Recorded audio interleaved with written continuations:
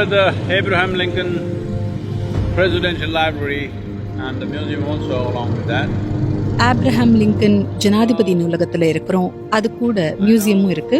சரித்திர புத்தகங்கள்ல இருந்து நான் இதை பத்தி தெரிஞ்சுக்கிட்டேன். உலகம் முழுக்க பெரும்பாலான குழந்தைகள் பாட புத்தகங்கள் மூலமா அவர் வாழ்க்கையை பத்தி தெரிஞ்சுக்கிறாங்க. ஒரு எளிமையான வாக்கியம், அவர் அடிமைத்தனத்தை ஒழிச்சாரு. அது உண்மைதான்.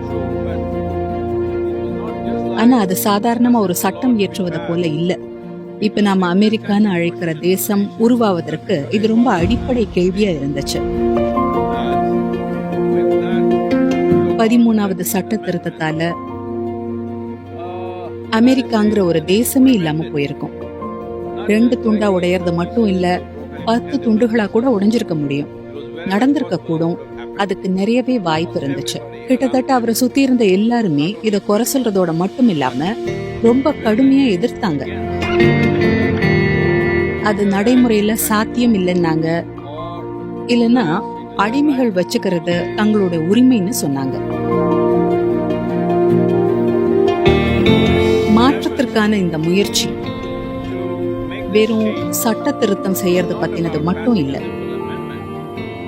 அந்த காலகட்டத்துல யாருமே பார்க்க முடியாத மாதிரியான வருங்காலத்தை பார்க்கக்கூடிய ஒரு முயற்சியா இது இருந்துச்சு.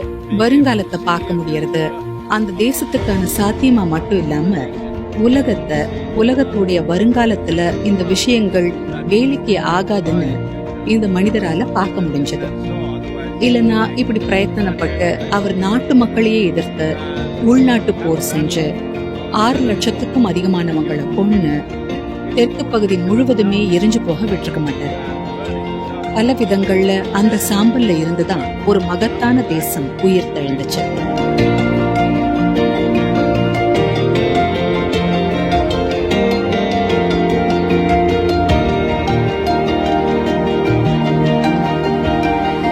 பெரும்பாலான மக்களுக்கு இது தெரிஞ்சிருக்காது. அவர் தோளையும் மெலிஞ்ச உடற்கட்டையும் பார்த்தா அப்படி தெரியாது. ஆனா அவர் தேர்ந்த மல்யுத்த வீரரா இருந்தாரு. அவர் 300க்கும் மேற்பட்ட மல்யுத்த போட்டிகள்ல கலந்திருக்காரு. அதுல ஒரே ஒரு போட்டியில தான் தோத்திருக்காரு. அதுக்கு என்ன அர்த்தம்னா, ஏதோ ஒண்ணு பிடிச்சிட்டா விட மாட்டாரு. அதுதான் மல்யுத்தத்தோட உத்தி. நான் கொஞ்ச காலம் மல்யுத்தம் செஞ்சிருக்கிறேன். இதுல முக்கியமானது என்னன்னா, இன்னொருத்தர் மேல கொஞ்சம் பிடிமானம் கிடைச்சாலும் அதை விடாம அதிகமாக்க பார்ப்போம். ஏன்னா உங்க பிடியை இறுக்கப்படுத்த பார்த்தா ஏற்கனவே பிடிச்சிருக்கிறது தளர்ந்து போக வாய்ப்பு இருக்கு. அந்த அபாயம் எப்பவுமே இருக்கு. அதனால பிடிய தளர்த்தாம ஏதோ ஒண்ணு இறுக்கமா பிடிச்சுக்கிறது எப்பவுமே மல்யுத்தத்துடைய அங்கமா இருந்திருக்கு. அவர் மல்யுத்தம் செஞ்சது அவர் போட்டியில சந்திச்ச மனிதர்களை இல்ல, அவரோட யுத்தம் இந்த தேசம் மட்டும் இல்லாம உலகத்தோட போக்கையே மாற்ற வல்லதா இருந்துச்சு. ஏன்னா உலகம் வருங்காலத்துல எப்படி இருக்கும்னு அவரால் பார்க்க முடிஞ்சது. துணிகரமான அந்த முடிவு அவர் எடுத்தார். உள்நாட்டு போரை எதிர்கொண்டாரு.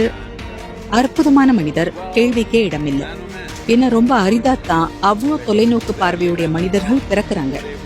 ரொம்ப குறைவானவங்க தான் இந்த மாதிரி எல்லாத்தையும் பணயம் வைக்கிறாங்க. சுத்தி இருக்கிற எல்லாரும் என்ன சொன்னாலும் இவ்வளோ உறுதியா செயல்படுறவங்க ரொம்ப குறைவு. அவர் தான் வாழ்ந்த காலத்தை மட்டும் சேர்ந்த மனிதர் இல்ல, அனைத்து காலங்களுக்குமான மனிதர்.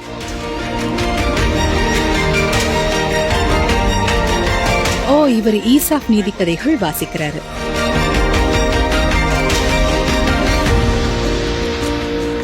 இவர் அற்புதமான மனிதர்.